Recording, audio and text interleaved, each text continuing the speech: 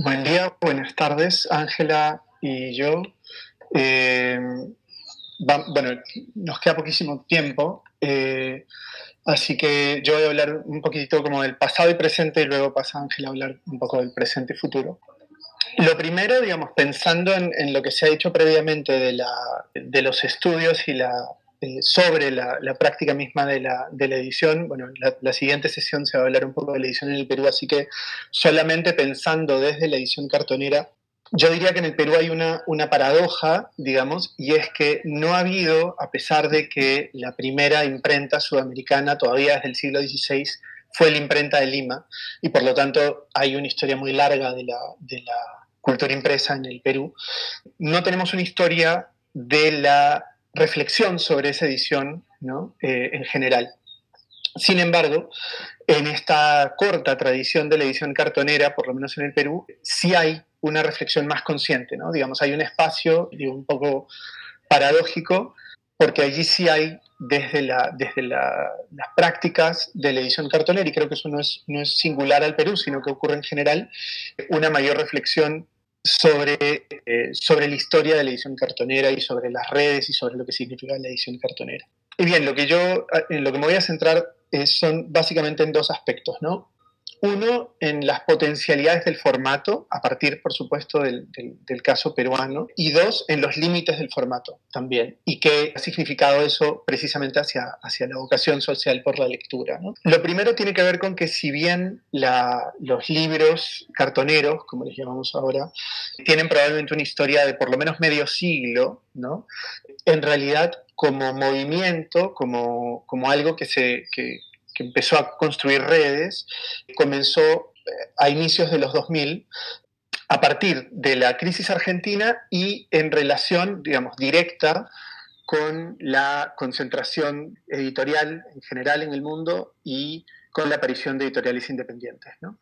Y en el caso del Perú, en el caso de Bolivia, de algunos otros países, esa potencialidad tuvo que ver o se conectó directamente con sociedades de economías informales, ¿no? Porque hay que pensar que una particularidad de la edición cartonera entendida como cartón recogido de la basura, digamos, con usos materiales artesanales, con libros que no necesariamente tienen ISBN, que no necesariamente circulan a través de librerías, que no necesariamente se venden con todos los pasos formales. En economías informales esa circulación se multiplicó, ¿no?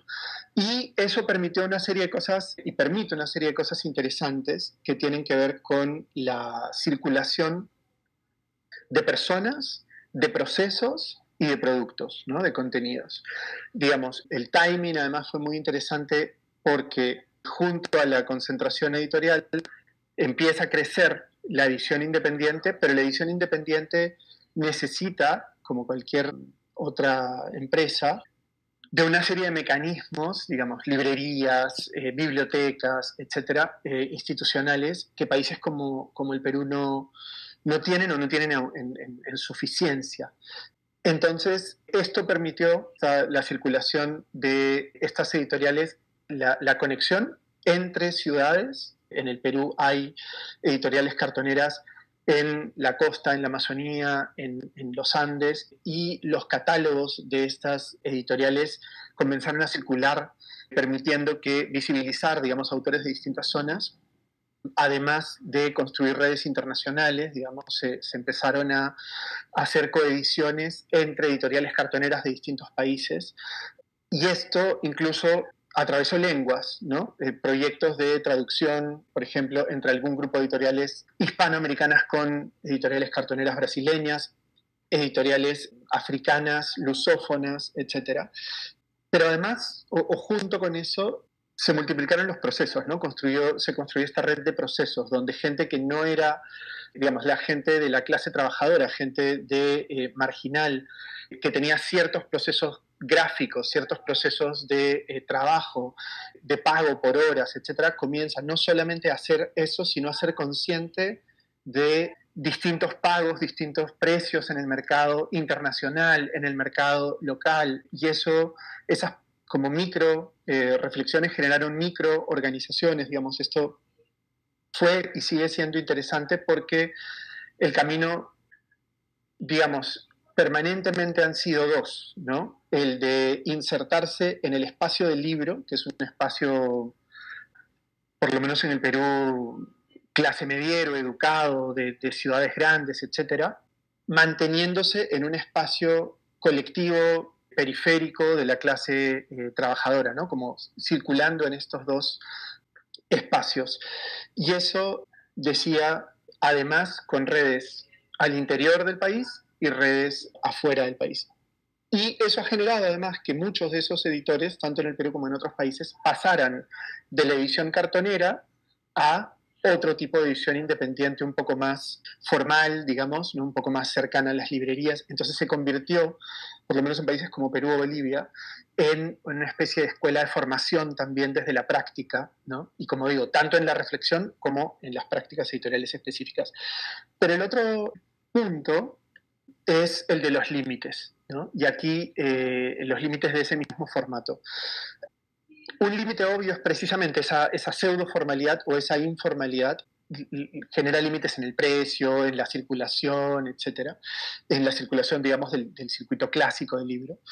Pero además, por lo menos en el caso peruano, ocurrió pronto con la primera editorial cartonera, que fue Sarita Cartonera, ya hace 15 años, darse cuenta que acceso, es decir, en tener un libro barato, un libro interesante, no alcanzaba para que ese libro sea leído en espacios no lectores, ¿no? Digamos, en el Perú, en la última estadística al respecto, se dice que la razón más importante por la que la gente no lee es porque no le interesa leer, ¿no?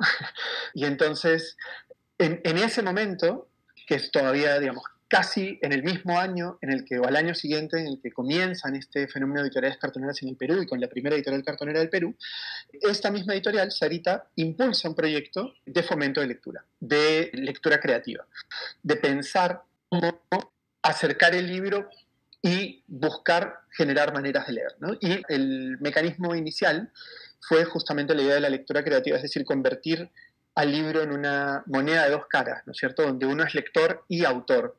Y eso, además, con un formato como este, fotocopias, cajas vacías, etcétera, multiplicó los autores. Y ese fenómeno y esa manera también se convirtió en un hábito, ¿no? Y entonces, hoy en el Perú, muchas de las editoriales cartoneras no son solamente colectivos de gente, de ciudadanos, sino también instituciones que piensan en fomento de la lectura y desde ahí usan este formato para acercar, para generar lectores generando autores, ¿no? Y esa potencialidad, digamos, que escapa al formato, digamos, el formato demuestra ciertos límites y más bien obliga y ha obligado a mucha gente, y otra vez uso solo los ejemplos de Perú y Bolivia, aunque por ejemplo, el África lusófona también tiene proyectos muy, muy similares, ¿no? Donde se ha usado el libro cartonero para la escuela, ¿no? para una serie de programas.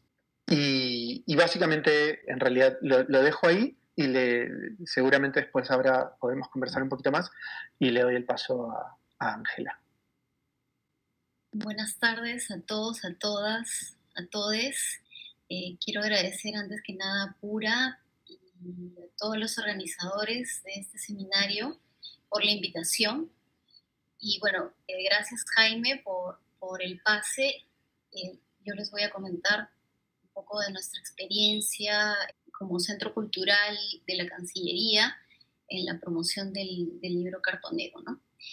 Como sabemos, una de las principales prioridades dentro de las políticas culturales de un Estado debe ser promover el libro y la lectura para su ciudadanía.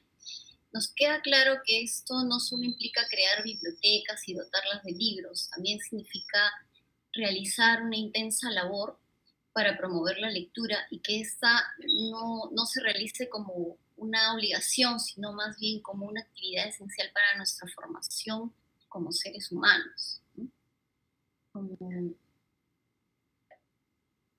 Y es por ello que el Centro Cultural Inca Garcilaso del Ministerio de Relaciones Exteriores, junto con otras instituciones públicas y privadas Editoriales Cartoneras promovemos la bibliosidad a través de la organización de un evento denominado Feria del Libro Cartonero.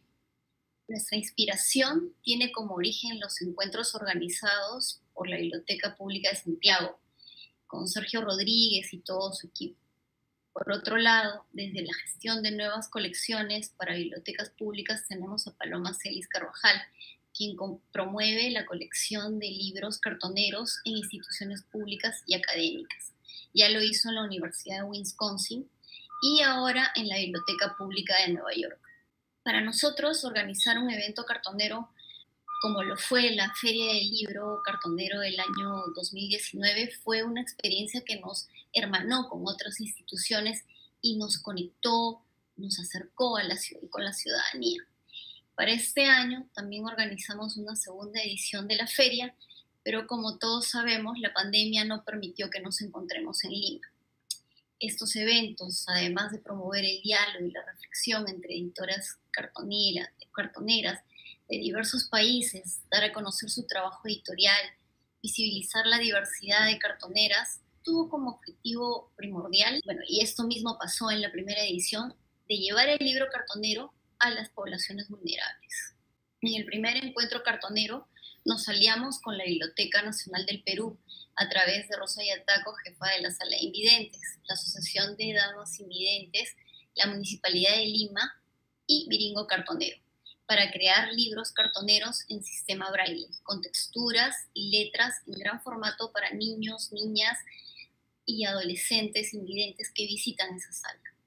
La Gran Biblioteca Pública de Lima, que es parte de la Biblioteca Nacional del Perú, cuenta con audiolibros, pero con muy poco material para las personas material de lectura para las personas que acuden a la sala, y que a través de estos libros en sistema braille puedan experimentar las ventajas de leer con todos sus sentidos y de desarrollar habilidades cognitivas.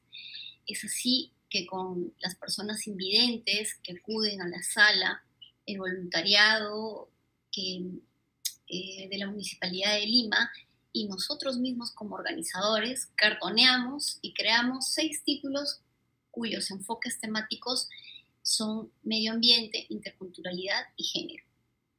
El segundo evento que organizamos para este año nos aliamos con más instituciones nacionales e internacionales, como es el Programa Integral Nacional para el Bienestar Familiar, denominado INAVIF, del Ministerio de la Mujer y Poblaciones Vulnerables. Para el dictado de talleres al personal que labora en el INAVIF, mediadoras y la población misma. Logramos llevar a cabo los talleres de escritura creativa con madres, adolescentes, adultos mayores y personas con habilidades diversas, pero nos quedamos a medio camino en la elaboración del libro cartonero. Parte de este proyecto también teníamos previsto, ¿no?, llevar a los editores y editoras cartoneras que iban a asistir al evento para que sean parte de esta experiencia y que ellos mismos también enseñen a crear libros cartoneros a esta población y también contar sus experiencias, ¿no? Finalmente, luego de crear los libros, nuestro objetivo también era formar bibliotecas con colecciones de libros cartoneros y que hechos por ellos mismos y ellas mismas, y que los participantes también se motiven a crear sus propias editoriales. Cabe señalar que en los espacios donde hemos acudido, en este caso del INAVIF, donde se encuentra esta población vulnerable, no encontramos una biblioteca o alguna biblioteca o algo parecido a una biblioteca donde la población y el personal también pueda disfrutar, ¿no?, de la lectura.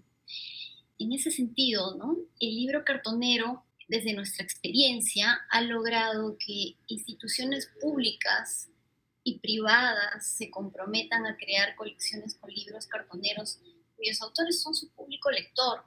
Definitivamente, este no es un libro como cualquier otro que se hace desde las industrias creativas, ¿no?